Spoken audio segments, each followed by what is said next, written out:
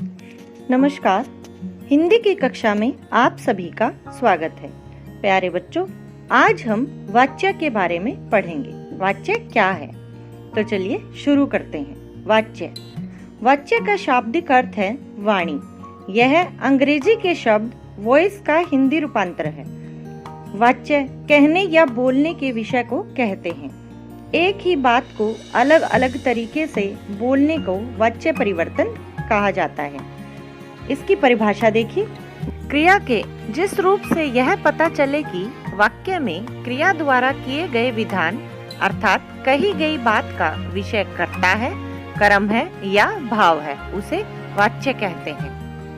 प्रत्येक भाषा में वाच्य को अलग अलग प्रकार से अभिव्यक्त किया जाता है। जैसे मैंने पुस्तक पढ़ी और दूसरा वाक्य है मेरे द्वारा पुस्तक पढ़ी गई। उपर्युक्त वाक्यों में एक समान अर्थ होने के बावजूद दोनों के कहने का ढंग भिन्न भिन्न है।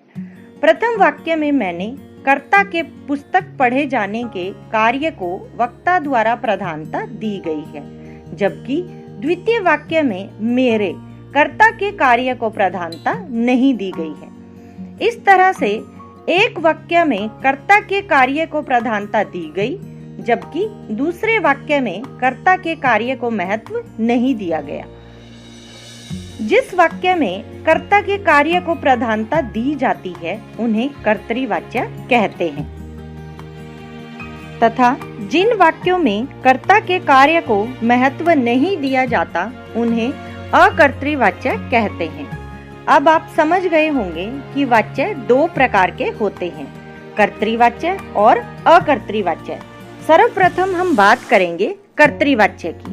कर्तृवाच्य जिन वाक्यों में वक्ता द्वारा कर्ता के कार्य को प्रधानता दी जाती है उन्हें कर्तृवाच्य कहते हैं। कर्तृवाच्य में अकर्मक क्रिया तथा सकर्मक क्रिया वाले दोनों ही प्रकार के वाक्य आते हैं। जैसे सबसे पहले देखिए सकर्मक क्रिया वाले वाक्य। रमेश आम खाता है, जाकिर ने पतंग उड़ाई, मनीष बांसुरी बजाता है, इत्यादि। इसी तरह अकर्मक क्रिया वाले वाक्य भी आप देखेंगे। शीला सो रही है, दूसरा वाक्य है सुनीता नहा रही है और तीसरा वाक्य है गीता धीरे धीरे चली। अब प्रश्न ये बनता है कि कर्ता की पहचान कैसे करें। मैं आपको बताती हूँ कि कर्ता की पहचान किस प्रकार की जाती है। वाक्य में कर्ता कौन है यह जानने के लिए वाक्य की क्रिया के साथ कौन या किसने लगाकर प्रश्न करने पर जो उत्तर प्राप्त होता है वह वाक्य में कर्ता अर्थात कार्य को करने वाला होता है। जैसे मनीष पुस्तक पढ़ रहा है। अब पढ़ रहा है क्रिया से प्रश्न कीजिए कौन पढ़ रहा है, उत्तर मिलता है मनीष, तो वाक्य में हमारा कर्ता हुआ मनीष। इसी तरह एक और विशेष बात यह भी है कि जब भी कोई अच्छा या प्रशंसनीय कार्य किया जाता है वहां कर्ता उसका श्रेय स्वयं लेता है और बहुत उत्साहित होकर बात को बताता है। ऐसी स्थिति में कर्ता प्रधान होता है। इसी कारण इस प्रकार के वाक्यों को कर्तृवाच्य कहते हैं। जैसे मैंने सुंदर चित्र बनाया। चलिए अब बात करते हैं अकर्तृवाच्य की। अकर्तृवाच्य जिन वाक्यों में कर्ता के कार्य को प्रधानता न देकर उसे निरस्त किया जाता है उन्हें अकर्तृवाच्य कहते हैं। निरस्त करने से तात्पर्य है नकारना, उपेक्षा करना या यह प्रदर्शित करने का प्रयास करना जैसे कर्ता ने कोई कार्य किया ही नहीं हो। उदाहरण देखिए। कन्याओं के द्वारा या से भोजन किया जाता है। इसी तरह अध्यापक से पढ़ाया गया। कर्म और भावों की प्रधानता के कारण अकर्तृवाच्य भी दो प्रकार के होते हैं। एक होता है कर्मवाच्य और दूसरा होता है भाववाच्य। आइए इनके बारे में भी विस्तार से जान लेते हैं। कर्मवाच्य। कर्मवाच्य में कर्म प्रमुख होता है तथा कर्ता गौण होता है। ऐसे वाक्यों में क्रिया सदैव सकर्मक होती है जो वाक्य के कर्म के लिंग और वचन के अनुसार बदलती रहती है। उदाहरणों को देखिए।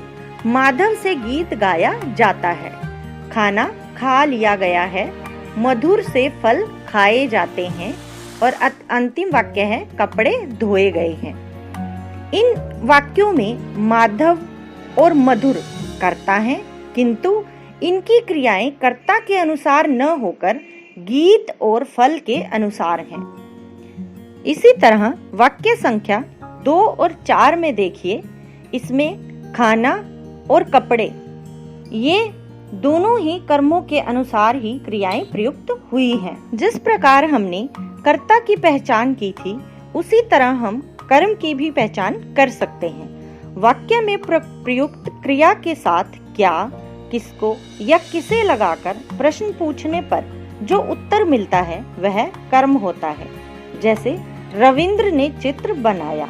इस वाक्य को क्रिया बनाया से यदि प्रश्न किया जाए क्या बनाया, तो उत्तर मिलता है चित्र। अतः चित्र कर्म है। कर्म वाच्य में कुछ ध्यान देने योग्य बातें हैं, जो इस प्रकार हैं। कर्म वाच्य के वाक्यों में क्रियापद एक से अधिक होते हैं। दूसरी है, वाक्य में उद्देश्य कर्म होता है।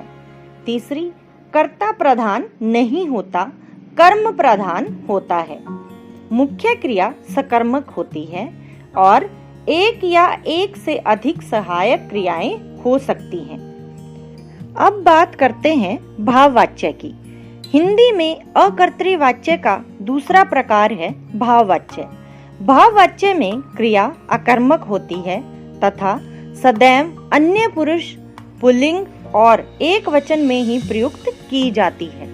ऐसे वाक्यों में कर्ता तथा कर्म दोनों ही प्रधान नहीं होते, बल्कि क्रिया का भाव प्रधान होता है।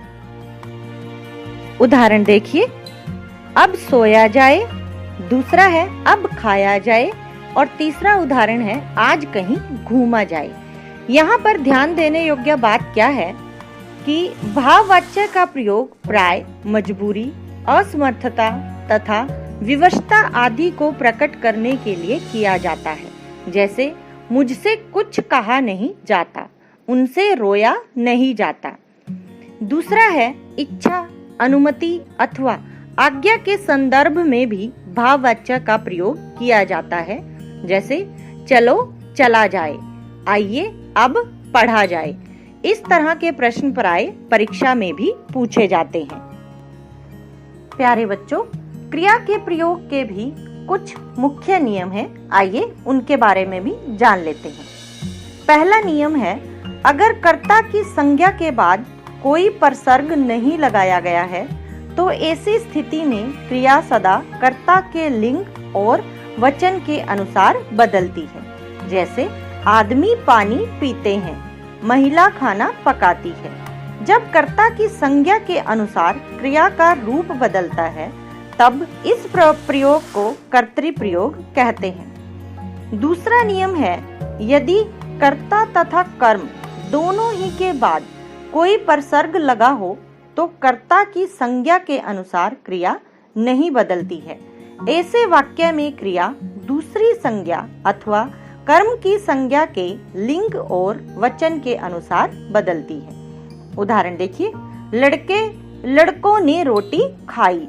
दूसरा है लड़की, लड़कियों ने रोटी खाई। ऐसे वाक्य में क्रिया कर्म की संज्ञा के अनुसार बदलती है, तो ऐसी स्थिति में कर्मणि प्रयोग कहा जाता है। तीसरा नियम है, अगर वाक्य के कर्ता और कर्म दोनों ही के बाद परसर्ग आता है तो क्रिया दोनों ही के अनुसार नहीं बदलती। ऐसे में क्रिया तटस्थ हो जाती है और क्रिया के अन्य पुरुष, वचन, पुल्लिंग के प्रत्यय लग जाते हैं। उदाहरण देखिए, अध्यापक ने बच्चों को पढ़ाया। दूसरा है विद्यार्थी या विद्यार्थियों ने रोटी या मक्खन को खाया।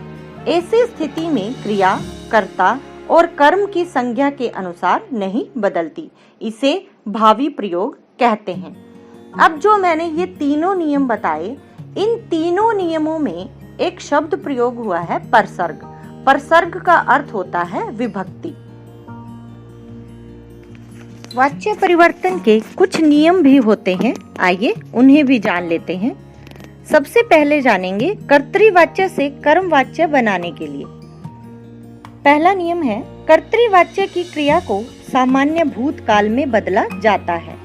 दूसरा, कर्ता के साथ से अथवा के द्वारा परसर्गों को जोड़ दिया जाता है। तीसरा, कर्ता के साथ लगी विभक्ति ने, को आदि को हटा दिया जाता है। क्रिया के परिवर्तित रूप के साथ पुरुष, वचन, लिंग और काल के अनुसार जाना क्रिया का परिवर्तित रूप जोड़ दिया जाता है। वाक्य की मुख्य क्रिया में भूतकालिक प्रत्यय आ, ई, ए भी जोड़ दिए जाते हैं। उदाहरण देखिए, सीता पुस्तक पढ़ती है, सीता द्वारा पुस्तक पढ़ी जाती है।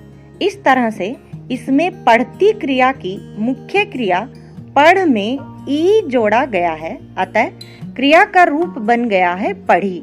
इसके बाद जाती है क्रिया को जोड़ दिया जाता है। कर्म के साथ लगी विभक्ति को भी हटा दिया जाता है। दूसरा है कर्तृवाच्य से भाववाच्य बनाने के नियम। क्रिया को अन्य पुरुष में रखा जाता है। क्रिया को एक वचन में रखा जाता है। क्रिया के साथ से विभक्ति चिन्ह लगाया जाता है। क्रिया को सामान्य भूतकाल में लाकर उसके साथ काल के अनुसार जाना क्रिया का परिवर्तित रूप जोड़ा जाता है। और अंतिम नियम है, भाववाच्य अधिकांशतः निषेधवाचक ही होते हैं। यहाँ पर कुछ महत्वपूर्ण बातें हैं, हमें इनका भी ध्यान रखना चाहिए। कर्तृवाच्य में कर्ता के साथ विभक्ति नहीं होती, यदि होती है तो ने होती है। कर्मवाच्य में कर्ता के साथ से अथवा के द्वारा विभक्ति होती है। वाक्य में मुख्य क्रिया सकर्मक होती है तथा जाना क्रिया के लिंग, वचन और काल के अनुसार बदले हुए रूप होते हैं। जाना के परिवर्तित रूप से पूर्व क्रिया सामान्य भूतकाल में होती है। भाववाच्य में क्रिया अकर्मक होती है। क्रिया एक वचन एवं पुल्लिंग में होती है और कर्ता के साथ से या के द्वारा कारक चिन्हों का उपयुक्त प्रयोग होता है। कर्मवाच्य के कई प्रयोग स्थल भी हैं जहाँ पर कर्मवाच्य का प्रयोग किया जाता है। सबसे पहला है गर्व, दर्प या अधिकार व्यक्त करने के लिए। उदाहरण देखिए, शरारती छात्र को बुलाया जाए। दूसरा है जब कर्ता गौण हो या प्रकट करने की आवश्यकता ही न हो। इसके लिए उदाहरण देखिए, खाना बना दिया गया है। फिर आता है विवशता या असमर्थता अभिव्यक्त करने के लिए। इसका उदाहरण देखिए, कल पढ़ाया नहीं जा सकेगा। यहाँ असमर्थता को व्यक्त किया गया है। कर्ता जब कोई सभा, कमेटी, सरकार या संस्थान हो, जैसे मनोरंजन पर सरकार द्वारा बहुत धन खर्च किया गया। कार्यालयीय भाषा में आपको उपर्युक्त अनेक कारणों से गिरफ्तार किया जाता है। ये इसका उदाहरण है। आगे है सूचना या चेतावनी देने में जहां कर्ता निश्चित हो। अब भाववाच्य के प्रयोग स्थल कौन कौन से होते हैं वो भी देख लीजिए। पहला है मजबूरी, विवशता या असमर्थता व्यक्त करने के लिए निषेधात्मक भाववाच्यों का प्रयोग में लाया जाना। पहला है उदाहरण, उससे रोया भी नहीं जाता, दुख में खाया भी नहीं जाता। और दूसरा है आज्ञा पाने या प्रदान करने के लिए, चलिए अब सोया जाए, अब चला जाए। या अंतिम वाक्य है आइए नृत्य किया जाए। यहाँ पर हमारा ये पाठ पूरा हुआ। धन्यवाद।